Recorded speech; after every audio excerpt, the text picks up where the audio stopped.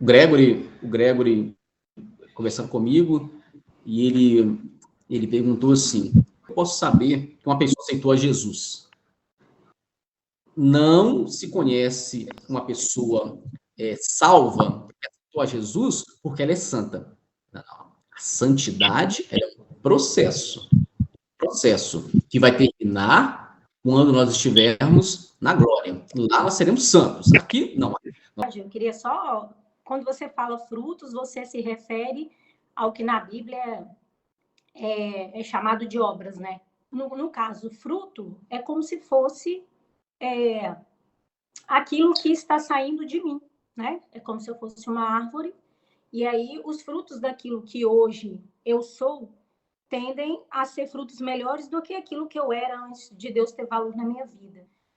Então, isso seriam as obras? Então, eu posso dizer que as minhas obras e os meus frutos, no seu entendimento, é a mesma coisa? Mas os frutos do Espírito Santo são amor, alegria, paz, paciência, amabilidade, bondade, fidelidade, mansidão, domínio próprio. Esses são os frutos do Espírito. Moisés, que estava no deserto, com milhares e até milhões de pessoas que eram camponesas.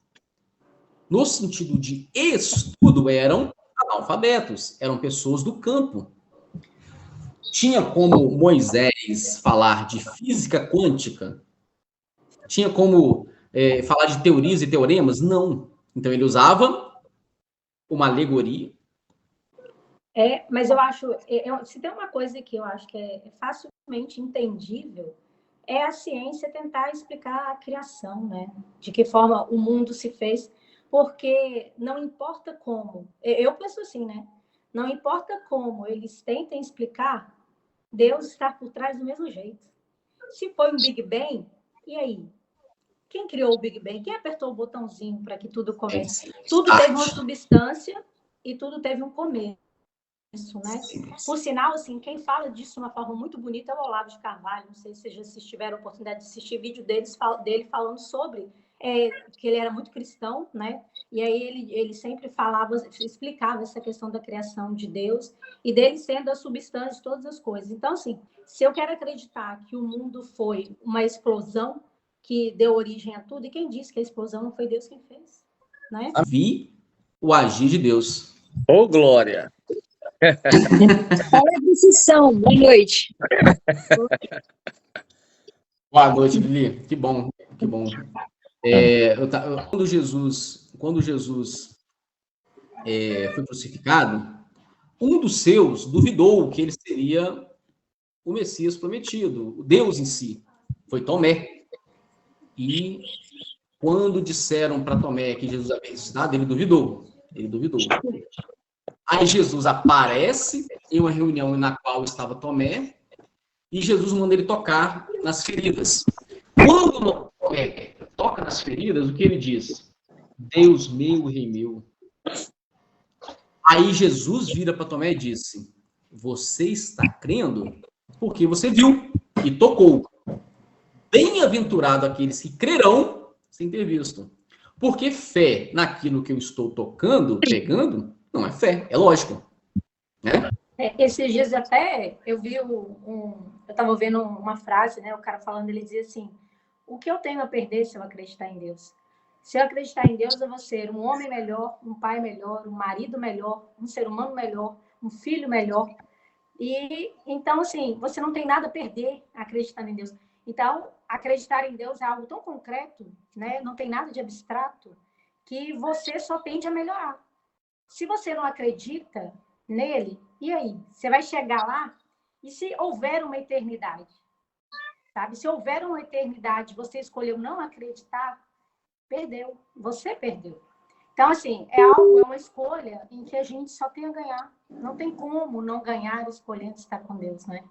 Você falou isso aí, eu até lembrei também, você até me ajudou, mas tem uma passagem bíblica também, que perguntaram para Jesus que como eles iam saber que ele de fato era o Messias, que ele era Deus, né? Se o faraó perguntar quem é esse Deus, o que eu vou falar? Vocês sabem o que ele respondeu? Sabe, Fabiano, o que Deus respondeu para Moisés? Sabe, Lili? Eu sou. O eu sou enviou. O eu sou. Quer dizer assim, aí ele fala assim, eu sou o que sou. Olha que maravilhoso. Eu sou o que sou. Essa frase eu tinha ouvido, só não sabia do contexto. Na verdade, David, quando é que eu me entendo que isso passa a fazer sentido? Isso passa a fazer sentido a partir da hora que eu, Fabiana, Emiliana, Eliana, o David, a partir da hora que a gente aceita a Jesus na nossa vida, que a gente entende, né, que tem um Criador, dali em diante as coisas passam a fazer mais sentido. Por que que eu digo isso? Quando você não aceita Cristo, nós lutamos pela coincidência. Tudo que acontece na sua vida é coincidência. E quando você aceita Cristo, a palavra coincidência, ela deixa de existir. Não existe mais coincidência, agora é Deus, né? Então, Agora assim, é providência divina. se a gente for abrir espaço para cada um aqui, que todos nós aceitamos Cristo em nossa vida através de testemunho, né? Eu acho que nós teríamos aqui até o final do ano e olhe lá das maravilhas que Deus tem em nossa vida. Então, realmente, a gente não vai ver Cristo. Isso é fato, né? Mas a presença dele é impressionante como que ele está na nossa vida. Está na vida da Eliana, né? Que é uma profissão tão difícil. Está na vida de cada um de nós, que a gente, todos os dias, quando a gente chega em casa, a gente fala, obrigado, meu Deus. Sei no nosso grupo aqui, eu até falei com o David depois de poder fortalecer essa palavra, que eu achei bacana, que Jesus não veio para trazer paz para o local, ele veio para trazer separações. O que é a separação? Fabiana, um exemplo, tá bom, Fabiana? Fabiana conheceu a Jesus. Talvez seu esposo não. Então o que vai acontecer agora? Uma separação. Separação e sabedoria. Sabedoria da sua parte, né? E muita paciência de entender os seus testemunhos, as suas ações, que vai mudar ele. Até porque não é objetivo nosso aqui querer apontar dedo para ninguém aqui, porque nem David, nem eu, nem nenhum de vocês tem o poder e autoridade de mudar qualquer um aqui.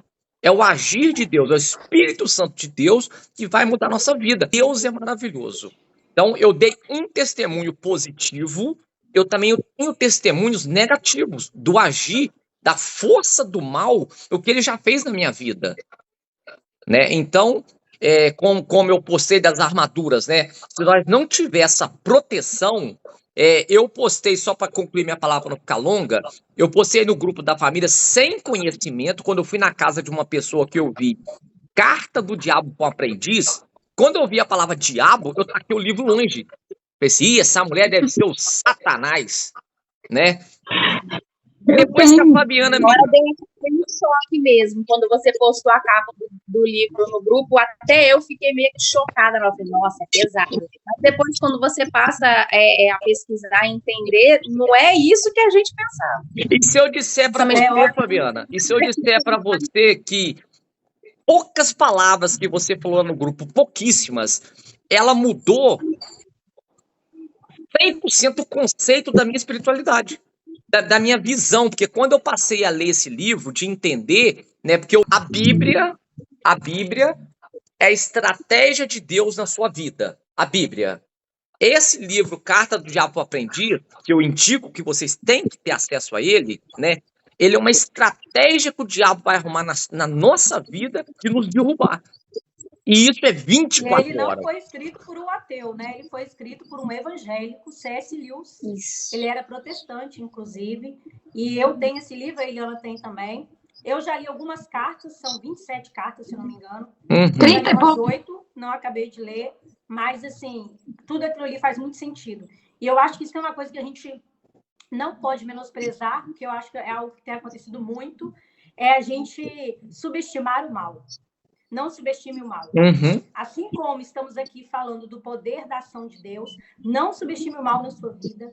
Não, porque isso é uma característica muito de pessoas jovens, né? Eu que tenho 2 filhos aqui jovens, adolescentes, você às vezes vai falar uma coisa para eles, olha, isso aí tem uma pegada ruim, né? Isso aí não é bacana. E eles estão ali, ai, não é assim, paranoia, mãe e tal. Então, assim, eu falo muito isso para os meus filhos, sabe? Não subestime o mal. O mal, ele não entra na sua vida, sabe, com uma capa preta, um chifrão. As coisas nem sempre são assim. Ele entra através de ideias na sua vida, de pensamentos. de uma revistinha, de um livro, de um filme, entendeu? De uma Coisas fala, sutis, de uma né? frase. Hã? Coisas sutis, né? Com sutileza. Os Por isso não pode anjos, subestimar. né? Escurecimentos. A gente acha que tudo é preto, né? Na realidade, as coisas vêm de forma bem sutil. Então, basicamente, é o seguinte, e na caminhada, uma pedra grande, toda a gente desvia dela. Os tropeços são nas pequenas.